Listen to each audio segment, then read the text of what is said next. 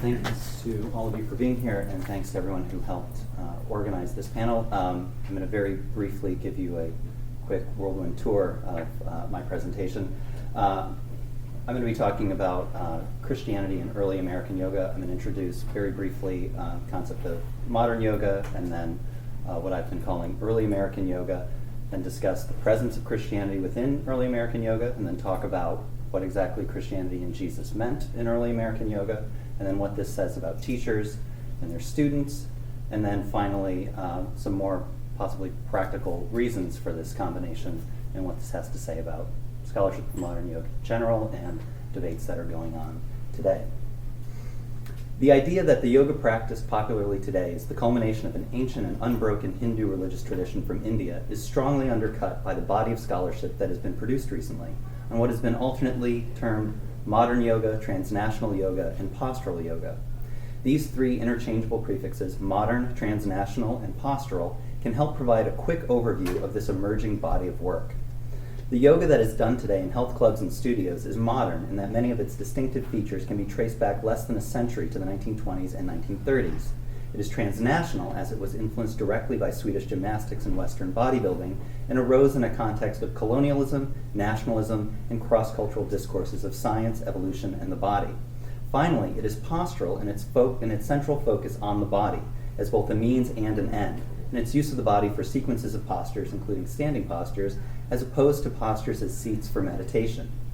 The focus of my research for the past 5 years has been on what I have termed early American yoga, what was taught and understood as yoga in the United States from the late 19th to the mid-20th century. The standard view of yoga in America during this time, usually dependent on published books and accessible secondary histories, is mostly a sparse one that begins with Swami Vivekananda, pauses at Paramahansa Yogananda, and jumps to the 60s when yoga and Eastern meditation are seen to become popular and earnest. I've tried to build the house from the ground up and locate yoga in America in whatever form it appeared in from a wide variety of archival sources beyond books and secondary histories, including periodicals, newspaper articles, ephemera, private courses, display advertisements, and interviews with the grandchildren of teachers and students.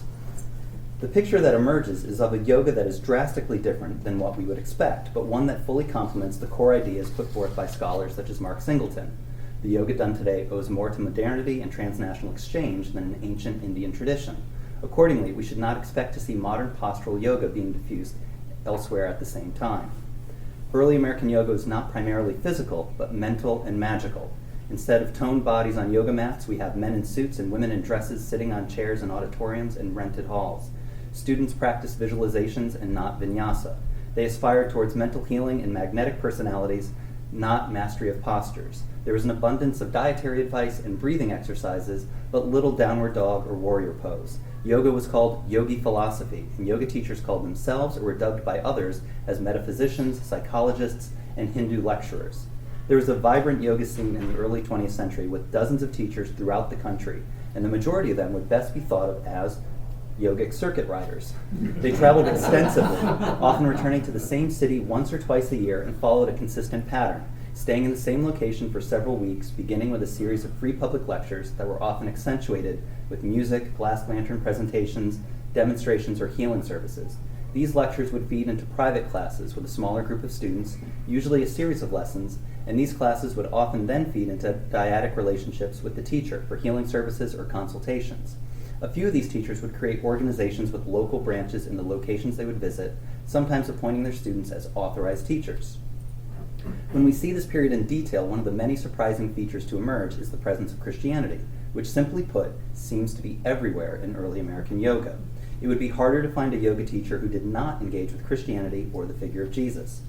In 1930, the 7th chapter of Wendell Thomas's Survey of Hinduism in America listed the most significant yoga teachers that were current at the time of publication or active in the preceding decades. Along with the majority of teachers mentioned, every one of the first 8 proponents of yoga listed was deeply enmeshed in print, lecture, or practice with Christianity and the figure of Jesus. Premananda Baba Bharati, founder of the first Krishna temple in the United States, explained the miracles and crucifixion of Jesus in his lectures, and in his farewell meeting before returning to India in 1909 said that he had, quote, preached to you your own Christ as much as my God Krishna. Yogi Hari Rama lectured on John the Revelator in Los Angeles during the 1920s and told his public audiences that the 3 wise men were Hindus. He told his private students that his super yoga science would ultimately give them such a state of consciousness that, quote, every person you meet has to you the face of Christ. Several of Yogi Hari Rama's American successors would also give lectures on Jesus. Paramahansa Yogananda created courses on Christian yoga for his students, had Jesus and Krishna placed side by side on self-realization fellowship altars, sent out Christmas cards, and led a tour to Jerusalem and the Holy Land in the mid-30s. Devaram Sakul lectured on his visions of Christ for decades and told his public that, quote, yoga is Christ consciousness. Swami Bhagwan Besesar told students in Oakland that, quote, Jesus in reality was and is God and will remain as such throughout eternity. Swami Omkar published pamphlets with titles such as Are You Preparing for the Crucifixion?, Christmas Tidings, and Christ the Savior. Swami Ramatirtha frequently made references to the life of Jesus in his writings and his tours of America at the turn of the century. The American New Thought author William Walker Atkinson wrote the book Mystic Christianity under the pen name Yogi Ramacharaka that saw dozens of editions and is still in print after a century. While some scholars see precursors to contemporary Christian yoga going back as far as several decades, yoga was being placed within a Christian frame in America not just during the interwar decades, but from the very outset. If we want to place such a beginning with a textual source, we can do so in the 1890s with Swami Vivekananda, or if we see such a beginning coming from the stage or lectern, perhaps the first merging of Christianity and yoga comes in the fall of 1883 in the American lecture tour of Pratap Chandra Mazumdar of the Brahmo Samaj. If we want a more brick-and-mortar form of emplotment, we could see the first Vedanta temple in the West, finished in January of 1906, whose leader, Swami Trigunatita, described it as possibly being, quote, considered as a combination of a Hindu temple, a Christian church, a Mohammedan mosque, a Hindu mutt or monastery, and an American residence. One of the clearest and earliest organizational forms that combined yoga and Christianity was created by A.K. Kumar Mazumdar. A Christian from Calcutta, A.K. Mazumdar was also the first immigrant from India to become an American citizen through a federal district court ruling in May of 1913. 7 years earlier, he began teaching in Spokane, Washington, and created his first Society of Christian Yoga, later to become the Church of the Universal Messianic Message. The Society of Christian Yoga would have a number of chapters, mostly on the West Coast, and for nearly a half-century, Mazumdar would lecture extensively across the country, publish several books and a magazine, and create the Temple of Christ in the San Bernardino Mountains of California. At the same time, Mazumdar was creating his Society of Christian Yoga in the Pacific Northwest. A New Thought-inspired group known as Christian Yoga Christian Unity was active in Los Angeles. For several decades beginning in the 1930s, Reverend Arthur W. Smith led his Temple of Christian Philosophy, which focused on Christian yoga as, quote, the royal highway to peace of mind. At the El Paso Christian Institute in the 1940s, a reverend taught the congregation lessons on awakening the fire of Kundalini. The French Benedictine J.M. Deschantenay wrote his American bestseller Christian Yoga in 1960. In the mid-1960s, there was a Church of Christian Yoga in San Francisco, and Sebastian Temple led retreats in Christian yoga in the early 1970s, which takes us right into the conventionally understood modern era of yoga in the United States. With a steady stream of organizations and individual teachers, both Indian and American, constantly combining yoga and Christianity, the question remains of who was the Jesus of early American yoga? Christianity was often a matter of what was constantly referred to as, quote, Christ consciousness, a state comparable to enlightenment, parallel to the spirit of Jesus, and attainable to all, not through faith, but through knowledge, wisdom, and practice. As many have noted, Vedantists and yoga teachers were quick to exalt Jesus as Christ, but they also normalized that role.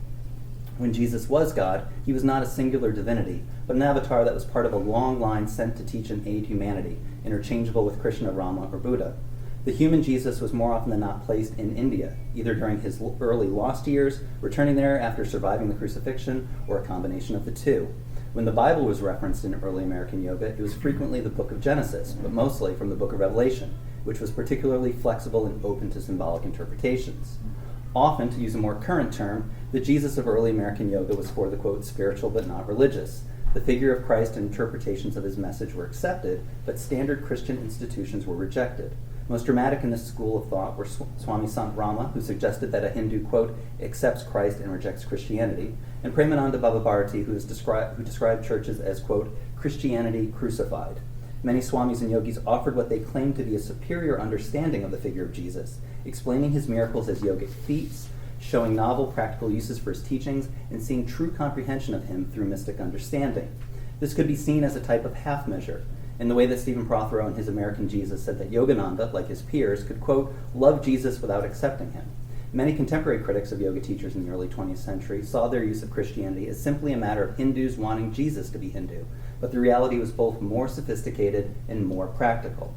So what does this say about the teachers within early American yoga, and what does it say about their students? When the individual biographies of early American yoga teachers are both viewed in detail and brought together, it becomes clear that they were not a random assortment, or that all simply heeded a divine missionary call, but they had similar backgrounds that disposed them to place yoga and Christianity into conversation with each other. They were overwhelmingly from the band across northern India that had the strongest colonial influence of the British Raj, from Lahore through Delhi and into Bengal, and they were extremely well educated. They had a command of English, a familiarity with Christianity, and the faculties to adeptly understand the climate of America and adapt to it. Vivekananda, for example, studied Western philosophy at the Scottish Church College. Swami Omkar graduated from Foreman Christian College in Lahore, and Premananda Bhabavarti was the nephew of a judge and studied at the University of Calcutta.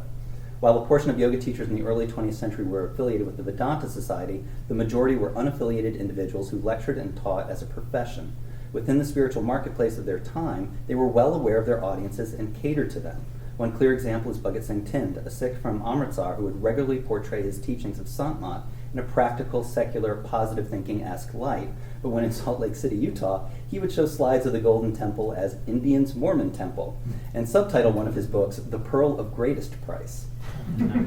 While there are little detailed records of membership, there is a wealth of evidence to suggest that American followers of Vedanta and various yoga teachers in the late 19th and early 20th centuries were coming from Theosophy, New Thought, and the occultic milieu, and yoga teachers were well aware of their students' backgrounds and regularly catered to them. The hallmarks of Christianity and early American yoga, Christ as a mind or form of consciousness, Jesus as one of many masters, the distrust of, quote, churchianity, can all find clear parallels from these schools and some of the most popular texts among their adherents, such as the unknown life of Jesus Christ, the occult life of Jesus of Nazareth, and the Aquarian gospel of Jesus the Christ. The reality of early American yoga would not seem to support a hagiographic type of history, the movement of timeless wisdom, or something akin to Rick Field's Buddhist swans coming to the lake. But it makes sense as part of a narrative of natural patterns of immigration. And within the realm of immigration, we can perhaps find the more essential reason for the presence of Christianity in early American yoga. Rudy Busto has described the study of Asian American religion as demanding counterdisciplinarity, seeing religion where Asian American studies tends to be unaware of it, and seeing race and hegemony at play where religious studies typically does not. Most historians of yoga engage in a kind of retroactive triumphalism. The figures and forms of yoga that have won the day are placed on a trajectory that makes sense of their current popularity. To see the victory of Vivekananda or portray Yogananda as receiving a warm reception is to focus on the thousands of followers or tens of thousands of admirers they had, at the expense of the vast millions of Americans who saw them as exemplars of a foreign and heretical threat. It is also to place the significant and enormously contentious issues of immigration, citizenship, race, and missionary activity in India within a historical blind spot. In true Orientalist fashion, Hinduism and the individual Indian were essentialized and made curiously other through the 19th and into the 20th centuries, and India was portrayed as an endless parade of widow-burning and idol-worshipping. Vedic philosophy, Hindu religious practices, ascetic yogis, and the poverty of the subcontinent were all a product of, quote, the Hindu mind, which was innately given to abstraction and a nihilistic rejection of this world. In America, this view was shared by both critics and supporters of yoga alike, and led Gilbert Seldes to term yoga in 1928 as, quote, the path to nothing. Well, with Hinduism and yoga as racialized religion, the line in America between defending the purity of the nation and the purity of the Christian faith was blurred. Xenophobic arguments against South Asian immigration used religion to make Indians incomprehensible and unassimilable, a dark, mystic race. Religious attacks on yoga and Hinduism similarly employed anti-immigration rhetoric, such as Mabel Daggett's Heathen invasion of swarthy priests, or Wendell Thomas's previously mentioned book, Hinduism Invades America. It is also worth noting how heavily gendered the critique of America's adoption of yoga and Hinduism was. In sweeping assumptions and detailed observations, it was endlessly noted that the majority of the followers of yogis and swamis were women, and female followers were used as both proof of how gullible and foolish one would have to be to follow such teachings, and also how sinister and conniving yoga teachers were to take advantage of such a simple and naive audience. A handful of suicides, divorces, and estates left to yoga teachers and wills were all drawn together and used to prove to the American public in a stream of articles syndicated widely across the nation that yoga was dangerous and being spread by devious hypnotic teachers. A tangential connection to the Punjabi Yogi Wasan was enough to help fuel the impeachment of Oklahoma Governor Henry Johnston in the late 1920s. And according to the son of Sri Narode, a scandal involving a famous yoga teacher in the interwar decades was quieted by his Indian peers for fear that it would lead to calls for the mass deportation of East Indians. While the Christianity within early American yoga can be seen as a response to Christianary mission activities in India, a result of the background of its teachers, and an attempt to pragmatically reach an American audience, it should also be seen as an effort towards security, Protestantization, and normalization during a volatile era of anti-Hindu riots in Bellingham, Washington, and such laws as the Asian Exclusion Act. In this context, every yoga teacher in Los Angeles lecturing on Christ for Easter weekend in 1931 makes sense. In this light, we can reread Swami Ramatirtha's line, quote, "My religion is not Hinduism, Mohammedanism, Christianity, Catholicism, or Protestantism, but it is antagonistic to none." In Yogananda's constant disclaimer, both vague and absurd, that his teachings did not conflict with anyone's faith, assumingly it doesn't matter what that faith was. Yoga, both modern and earlier, seems to be a complex set of homonyms, as adaptive as it is ancient, as transformed as it is traditional, and strongly resistant to simplification. The earliest and most central yogic texts, the Hatha Pradipika and the Dattatreya Yoga Shastra, according to Mark Singleton, are, quote, self-consciously non-religious, non-sectarian, and universal. Jim Mallinson finds the word yogi to have a, quote, lack of specificity in historical sources. And between the varieties of practices and practitioners we find through antiquity until today, ascetics and tantrics, Shaivites and Vaishnavites, we often cannot find what we think of as yoga being practiced by those we think of as yogis. The same confusion and complexity was at play in early American yoga. Yoga was a multiplicity with a variety of practices, presentations, and motivations. Older texts were presented as newly relevant, and newly invented practices were presented as much older than they were. Instead of a model of transplantation, the chestnut of eastern seeds and western soil, yoga in America from its beginnings until today seems particularly to be largely a matter of willingly and unwittingly recasting the modern and Western as ancient and Eastern. In recent years, a strange confederacy has grown around the belief that yoga today is ancient, religious, and Hindu. Hindu nationalists wanting to, quote, take yoga back to its imagined roots, and evangelicals wanting to take yoga out of public schools and the lives of unaware Christians both operate on the same assumption. Yoga can be essentialized and is fundamentally religious, and the same reliance on simplifying and essentializing yoga that are undercut by scholarship. The extensive and ongoing interaction between yoga and Christianity in the United States should also stop us from thinking of this combination as a unique contemporary phenomenon that we can divorce from larger issues of history and hegemony, particularly with the striking parallels between past and present attacks on yoga as foreign and anti-Christian. 5 years ago, Dave Hunt connected the symbolism of the serpentine kundalini energy to the tempter in the Garden of Eden, just as was done a century earlier. Mark Driscoll warns his flock at Mars Hill today about yoga leaving them open to demonic possession, in the same manner that yoga was assumed to make practitioners insane in the 1920s.